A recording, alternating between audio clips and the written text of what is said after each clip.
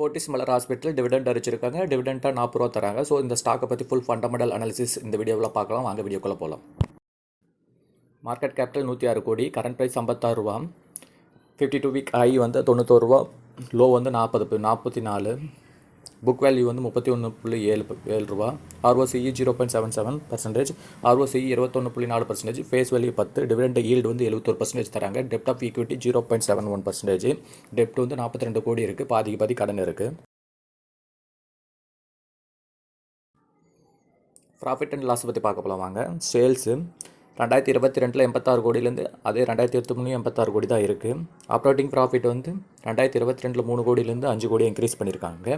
அதே profit and before டேக்ஸில் வந்து -8, இதில் 2023 -7. நெட் ப்ராஃபிட்னு பார்த்தீங்கன்னா 2028 -8%, அதே மாதிரி 2023 -15 கோடியாக இருக்குது. ஸோ இதில் வந்து பார்த்திங்கன்னா எல்லாமே மைனஸில் தான் இருக்குது.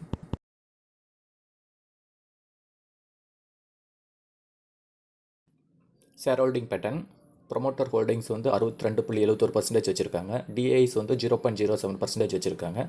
பப்ளிக் வந்து 37.23% வச்சுருக்காங்க. மேலும் தகவலுக்கு நம்ம சேனலை சப்ஸ்கிரைப் பண்ணுங்கள், மறக்காமல் லைக் பண்ணுங்கள்.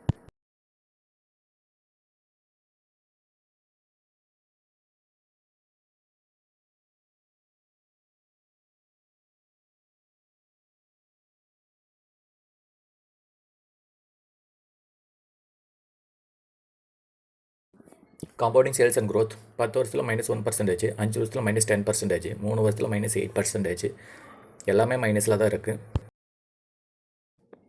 காம்பவுண்டிங் ப்ராஃபிட் அண்ட் க்ரோத்தில் 3 வருஷத்தில் -38% இருக்காங்க. ப்ராஃபிட் வந்து எல்லாமே நெகட்டிவில் தான் இருக்குது. இந்த கம்பெனின்னா லாஸ் மேக்கிங் கம்பெனியாக தான் இருக்காங்க.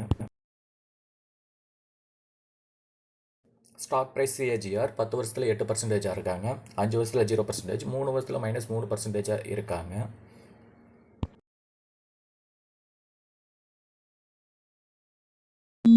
ரிட்டர்ன் ஆன் ஈக்விட்டி 10 வருஷத்தில் -2% இருக்காங்க, 5 வருஷத்தில் -10% இருக்காங்க, 3 வருஷத்தில் -15% இருக்காங்க. மேலும் தகவலுக்கு நம்ம சேனல் சப்ஸ்கிரைப் பண்ணுங்கள், மறக்காமல் லைக் பண்ணுங்கள்.